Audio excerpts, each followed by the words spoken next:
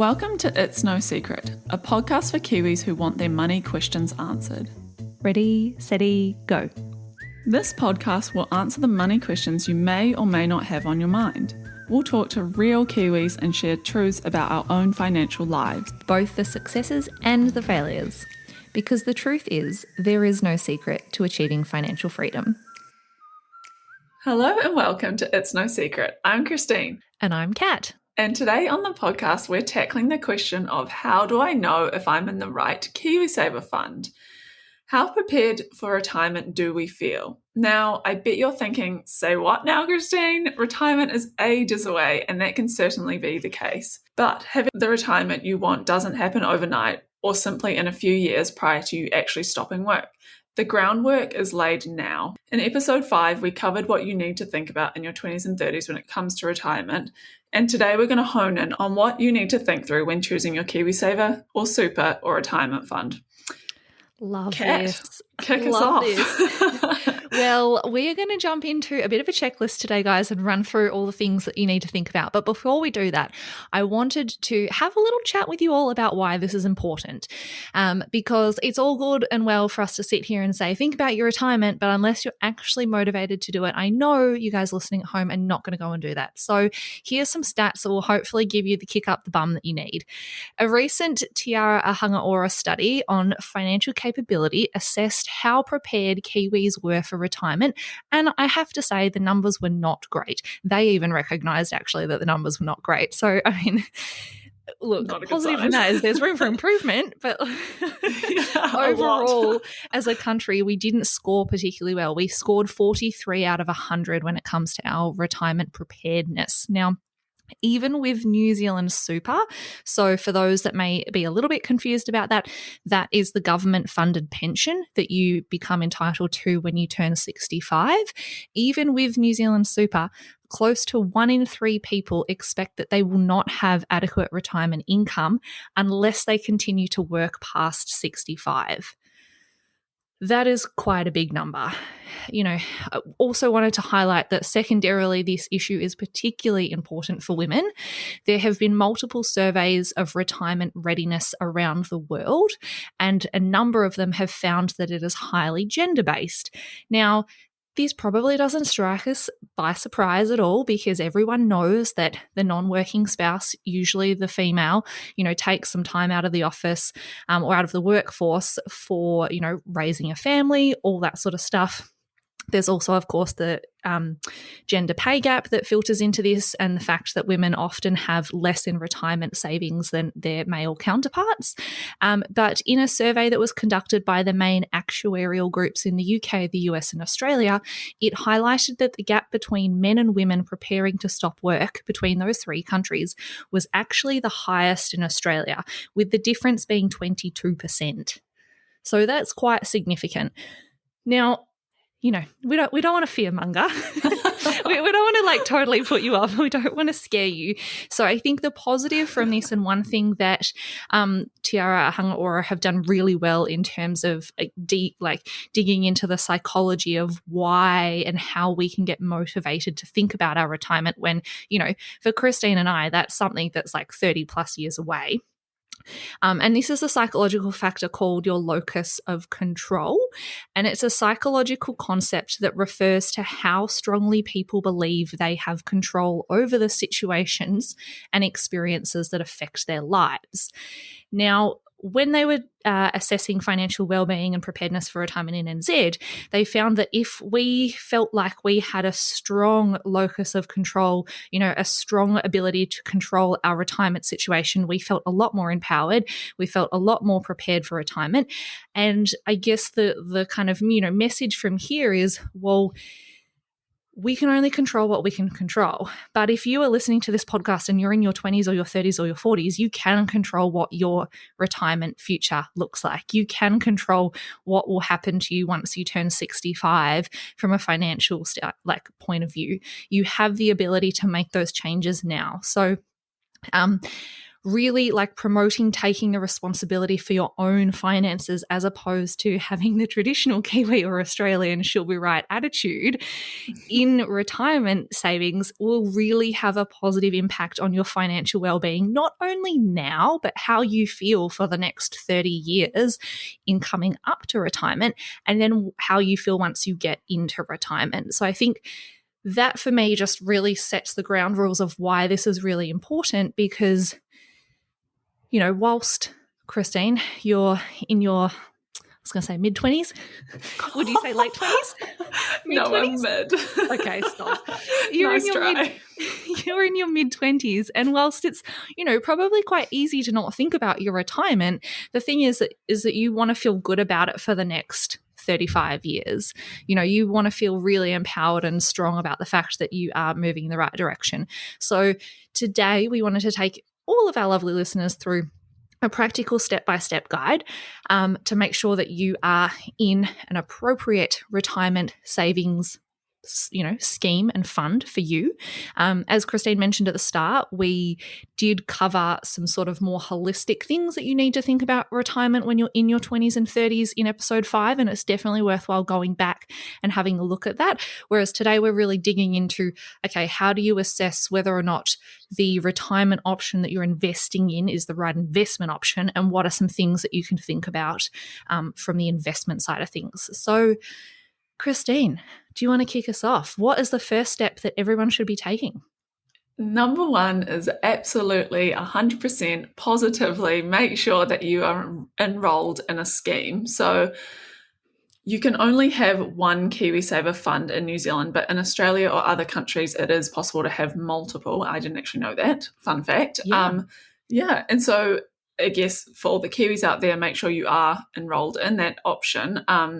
And if you're starting your first job, make sure you do select the option 2B, because I think it can be quite easy to kind of, especially as you're starting out in your career, you want that money, but it is really important to be contributing as well as your employer will match you. Is it 3%? You're 3%. Yeah. Most employers in New Zealand, will just contribute the 3%. Some will match to a higher contribution. But I guess for those that maybe are not yet enrolled in KiwiSaver, you don't get that 3% paid to you as additional salary if you don't opt to be in the KiwiSaver. So you're actually just losing out on money. Whilst you get more of your own contribution paid to you as salary, because your 3% isn't going in, you're also not getting the employer's 3%. Is there also instances, as a side note, where people, like employers, can just automatically include that in your salary? So is it kind of another tip maybe to be aware of the fact that that can be paid on top of your salary versus in the whole package? Yes, definitely. And this is something that is particularly relevant, I think, to Australia, where the contribution to superannuation is significantly larger as a percentage. That's up to sort of 10% now. So oftentimes, but the same thing applies to Kiwis, you do need to check that you understand, is the remuneration package that you're being quoted by your employer inclusive of your super, i.e. does that amount, let's say $50,000, does that include the 3% that they will contribute to your KiwiSaver, or is it exclusive, which is you will be paid $50,000 and then they will add the 3% contribution on top of that. So that's just, slight important difference to really just be aware of, I guess, when you're negotiating how much you want to be paid. Definitely. Yeah. And if you're unsure of how you can check that in New Zealand, you can do so with the IRD. So my IR will also hold this information online. So it's pretty easy to do and really important to do. Yeah, I think that's super important to highlight. I'm hoping that most people that are listening have access to my IR in New Zealand. And if you don't, definitely get it. It is something that you can log in and you can see the different connections that the IRD have to different things for you. So if you log in standardly, you'd see, your tax, your IR number, and you can see all of your prior tax information. You might also see your student loan if you have a student loan in that section. And then you'll see as well your KiwiSaver, and you can click through if you're not sure if you're A, enrolled in KiwiSaver, or B, who your KiwiSaver is with. You can click through there and it will tell you who the IRD have on record as your KiwiSaver provider. And that's really easy in New Zealand because, of course, we can only have one KiwiSaver. For the Aussies out there, it gets a little bit more complicated because you can go and open super accounts willy-nilly, and we wouldn't really recommend you go and do do that. But it can be a little bit harder to track down exactly where you may have accounts open. Again, you can go through the ATO, which is the Australian equivalent of the IRD, because they will have some of that information recorded for you. Or you can, I guess the other easiest way would be to kind of trawl through pay slips, because it should be noted, same thing in New Zealand, it should be noted on your pay slip where your superannuation contribution or your KiwiSaver contribution is going and how much that was for that pay slip or that pay period. Yeah. Nice. Do you remember enrolling in KiwiSaver, Christine, when you first got a job? No, I don't. I remember it was I think I got automatically put into ASB's fund because I bank with them, maybe. I don't know.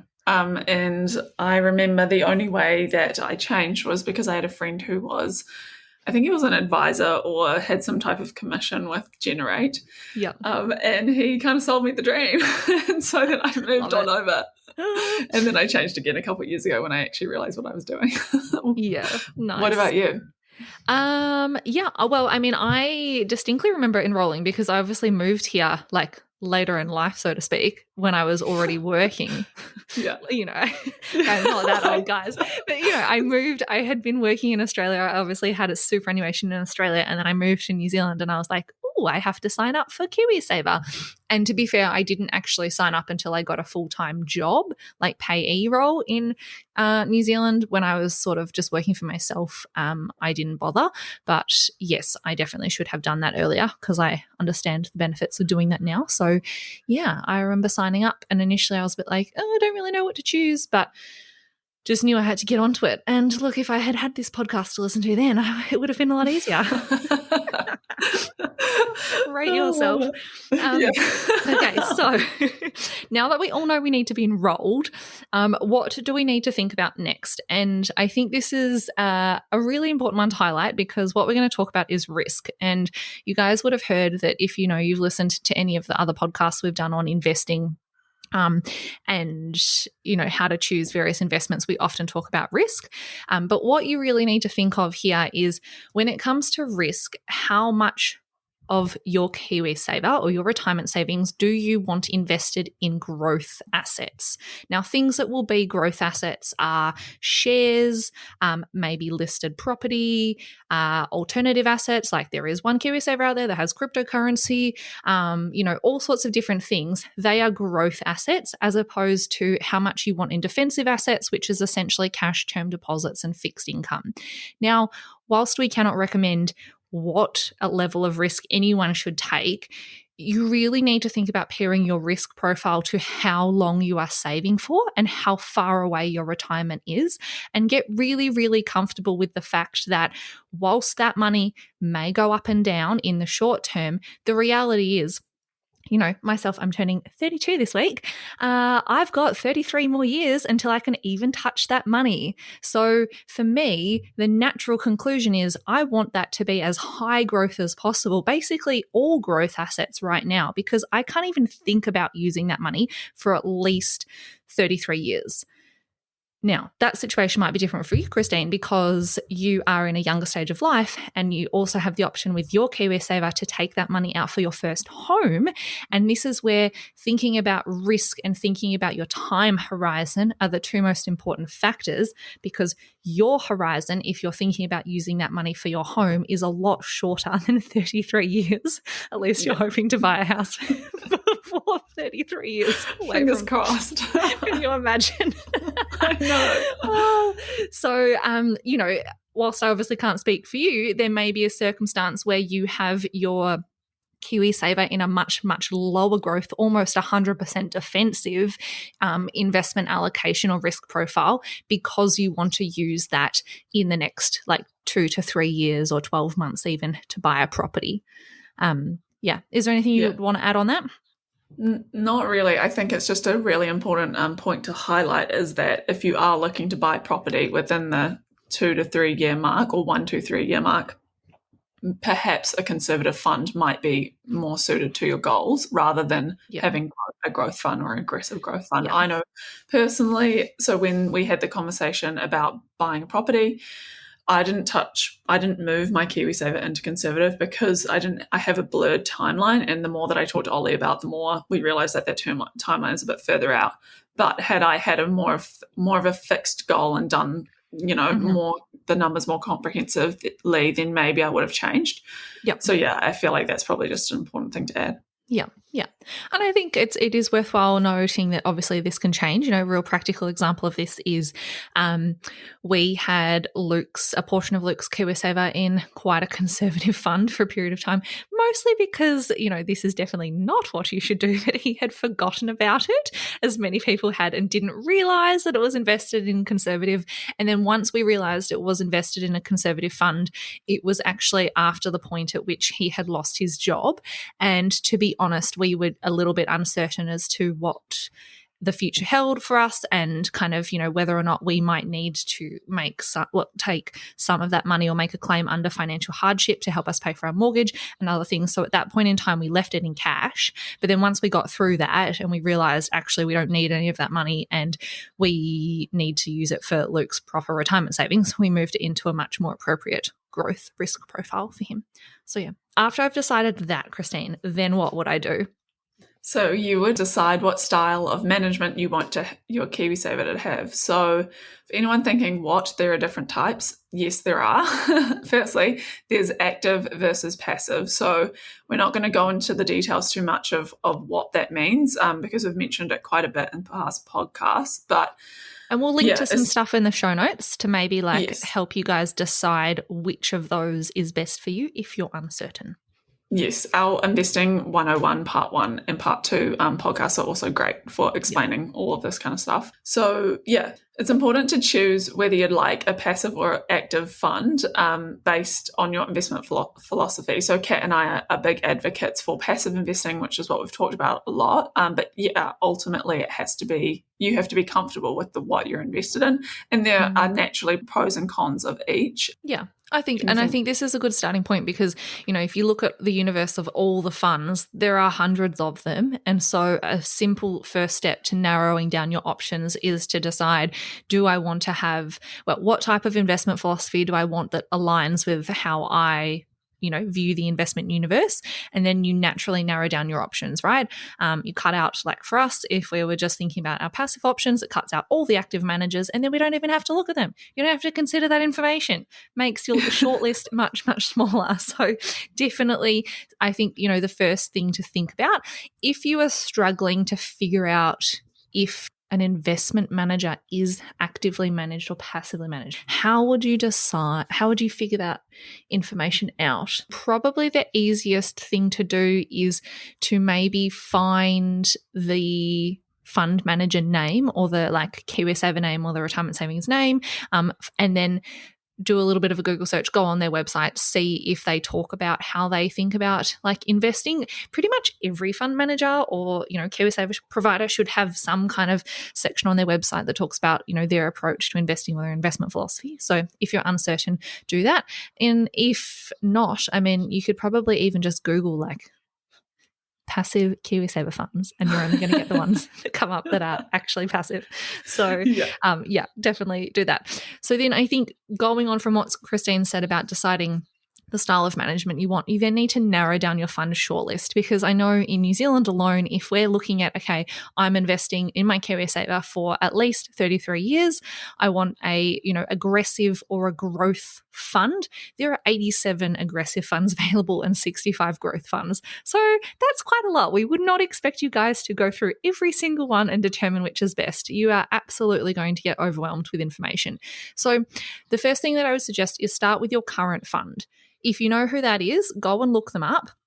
Jump on their website and find what's called their fund update. Read through the description of the fund and what they aim to achieve. Figure out, does it suit the requirements in terms of my risk profile? And does it also suit my requirements in terms of management style? If the answer is yes to both, amazing. You don't have to do anything. Clock off. Stop listening to this podcast right now. But if the answer is no to either of those, unfortunately, you have some more homework to do, and we need to start creating a short list of the funds that we would be looking at. I would say there are a number of independent websites that can help us with this, particularly in New Zealand, but I know that there are comparative websites in Australia. You just need to do a little bit of a Google search to find them. One is moneyhub.co.nz. They have a number of guides and comparisons between various different KiwiSaver providers, and like short lists on kind of, top active managers, top passive managers, all that sort of thing. And the other one is the Sorted website.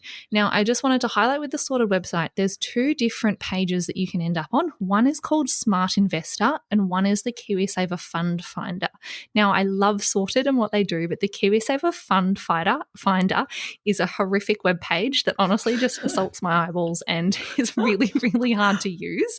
So please do not go and use that one. Go and click on the other one or Google Sorted Smart Investor.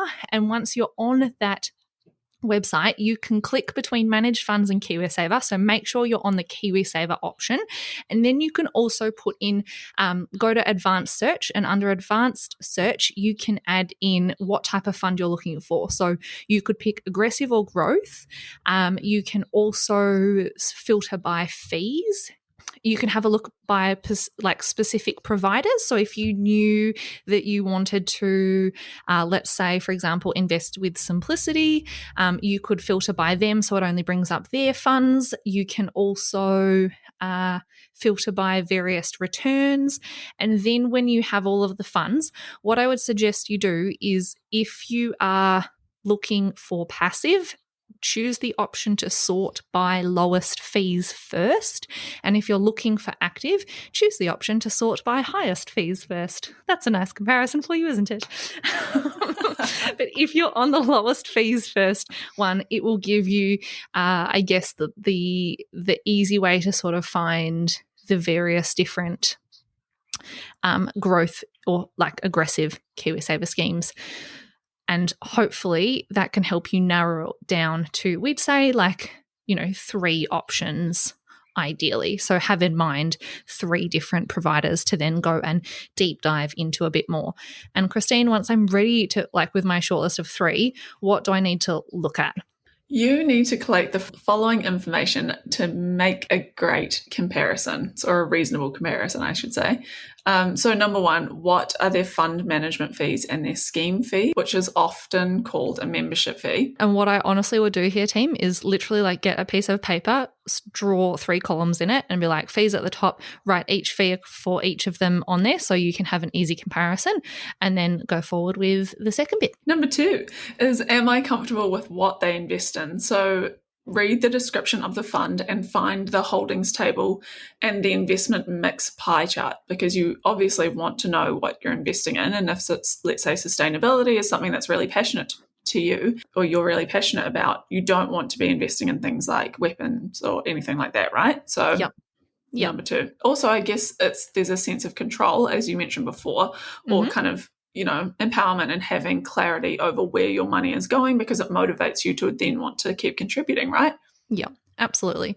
And I think a couple of differentiations, like the holdings table, not all providers will give you the full holdings table in terms of every single holding that's in the fund. And what we're talking about here, team, is companies. So usually listed companies or various different assets that are within the fund. They may only give you the top 10, and that's okay. They're not required to provide any more in the form that you're probably looking at it. But then the other thing is that the investment pie, mix pie chart, will usually give you a lovely little pie chart that will say, there's this amount in international shares, there's this amount in listed property, there's this amount in cash or fixed interest. And that will give you a good sense of that split, as we talked about at the start, between growth and defensive.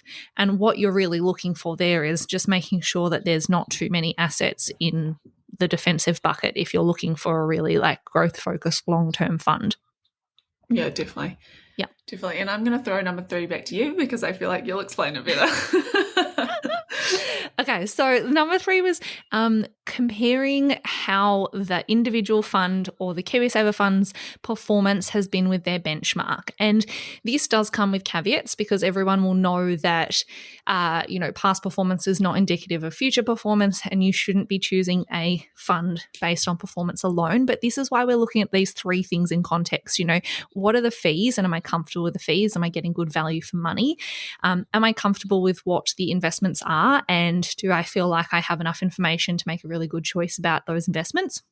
And then how has this fund performed in the past in comparison with their benchmark? Now, this is important because not all funds that you look at are going to be an apples for apples comparison. So we can't necessarily take these three funds and compare each of their performances against each other, because they may actually be invested in very different things underlying, and they may have very different asset classes. What we can do is compare them against the benchmark that every single KiwiSaver fund manager, provider, whoever it might be, has to choose for themselves, that they say, this is what we're pegging ourselves against, and this is what we're going to compare ourselves against, and you can see that information. So in New Zealand, probably the easiest way to do this is to find what's called the fund update. Every single KiwiSaver provider is required to publish this quarterly for every single fund. So if you want to find it, you jump onto their website, you select the KiwiSaver option that you're looking at, and you go to Documents or Fund Updates and find the most recent quarter's update. They all follow the same kind of template, like it's a well templated document, so they all provide very similar information, which makes it easy to navigate between them, even if they're with different providers. And what you want to do is you want to scroll down to the section that says, how has this fund performed? And usually there will be two kind of tables. Well, there'll be one table and there'll be one graph. Now, the table will just show you the past year. So it will show you the annual return to date of whatever the quarter end date of that fund update was for the actual fund before fees. It will show you the annual return after fees, and then it will show you what's called the market index return or the benchmark return. And that's the return that they are benchmarking themselves against. So you do want to compare those. Now, the challenge with that is well, what would you say, Christine? Is a 1 year time period a good time period to assess how well someone's done? No, particularly not over the last year and a half or year that we've had, right? And that it's very extraordinary. Absolutely. People can always have extraordinarily great or terrible years, but should that be a reflection of how they perform over the long term? No.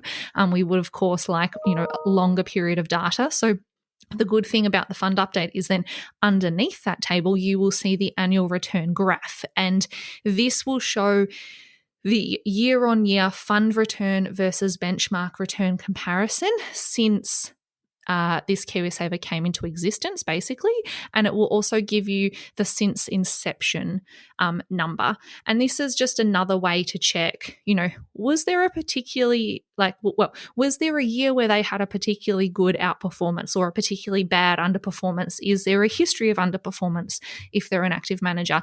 Is there something here that looks like a concern to me? Am I happy with whether or not they are delivering on their benchmark?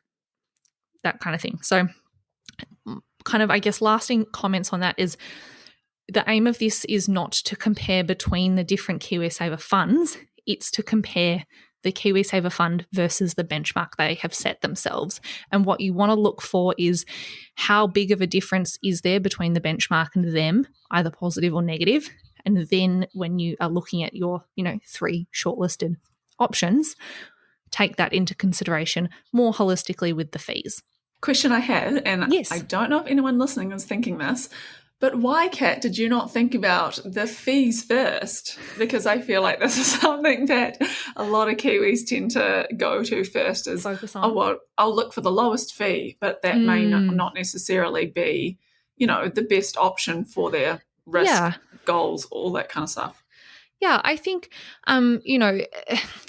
we're told that fees, in the absence of any other information, the price is a reflection of value. And for whatever reason, in investments, that relationship has been inversed. So we think that the lower the cost is, the better it is, which for the most part is true. But there are caveats on that because, having the cheapest is not necessarily going to be the best. And one thing that we've talked about in our, investment specific episodes is it's really net fees. So net returns. So what is the return that that person or that fund manager is achieving for you after fees that is most relevant? Because if you have an amazing fund manager who is absolutely like smashing the lights out and after fees beating the benchmark year on year on year on year, it doesn't really matter what you're paying them if they're delivering on an after fees basis. So making sure, I think, that, you take returns into account in the same way that you do fees is super important. The other thing, I guess, is, the fees that we talked about, the management fee and the member fee, or the kind of scheme fee, account fee, however it's put to you. They're just the two fees that they have to disclose. There may actually be other fees that are kind of wrapped up in the management of the fund that could ultimately impact the performance of the fund, which is perhaps why their performance is not as good as the benchmark, for example. But you don't necessarily see that by just looking at the fees in isolation. So, yeah, I think it's not something that we can just look at and assume that, lowest is best. Yeah, I love that. Yeah. Thanks for clarifying. No worries. I do have one question for you, because I think this is one that pops up a little bit. I see on like the social medias is, is there any risk or downside to having my personal investments with the same KiwiSaver manager or the same super manager? Or in the instance of a couple, like, is there any downside to you and Ollie, say, having the same KiwiSaver provider? Do you have thoughts on that? Doesn't it kind of depend on what the actual fund invests in, rather than like whether you're together on the, in the same? This one just always intrigues me, because I see this question asked a lot. Like, should my partner and I have different, retirement savings providers as a diversification, or like to, manage our risk a bit better? And it's like, well, do you guys bank with separate banks because you're concerned about being with the same bank? No. Like, in short, exactly. No. Are they licensed financial institutions that have to follow some kind of regulation and law? Yes. Is that law the same across every single KiwiSaver manager in New Zealand or every single superannuation manager in Australia? Yes. So is there any risk mitigation of going with a different manager in comparison to your partner from like a risk level when it comes to that manager? Not really, because while something might happen to that manager, you're still protected under the same like legislation and Financial Markets Act that you are with any other manager, right? So then it's like, okay, well, as you said, are your investments invested in the same thing? And does that really matter? Like I think I've always find this super fascinating, because people are like, well, if we are in the same KiwiSaver fund, surely we just have more concentration in our assets. But actually, if you think about it, you just have theoretically a larger pool of money that's still proportionately invested across whatever those underlying holdings are. And if you go to another KiwiSaver manager or another superannuation scheme, chances are they're probably also going to own Apple. And I'm going to guess maybe also Microsoft, and maybe also all the other top companies that every other fund manager holds. They're probably going to hold A2 Milk. Like, so it's one of these things I think people really, I can see why it's confusing, but also it's like, just take a step back and just remember that ultimately, KiwiSaver is just a legal structure in the exact same way that a bank is just a legal structure that holds your money. Does that require there to be, differences? And the short answer for me would be no. But I think also a lot of that comes from the fact that there were lots of dodgy retirement savings providers in New Zealand before all the Financial Markets Act came into place. Cool. Any last tips, comments, things that you think about for KiwiSaver, things that you wish you knew when you first started? I mean, I guess probably worthwhile noting that, like, you're not stuck in the one KiwiSaver that you choose forever and a day. You obviously can change your KiwiSaver in the future. Whilst you can only ever have one, you can change who they are. And as you said, Christine, you're already now on like your third provider in terms of you've kind of graduated from whatever your default was to then your first like choice to now a different choice. More in line, I'm guessing, with your investment philosophy. Yes. And you can, I would imagine probably stay with them until such time that something else better came into the market that, made you prompt to look at like moving. But yeah, there's definitely, it's not like you have to make a decision that's going to suit you for the next 33 years. If you enjoyed today's episode, we'd love for you to review and subscribe to our podcast. If you'd like to check out the resources mentioned today, you can head to www.itsnosecret.co.nz/20. Otherwise, you'll find us on the gram sharing lots of great insights and reels at It's No Secret NZ. Thanks so much, and we'll see you next week.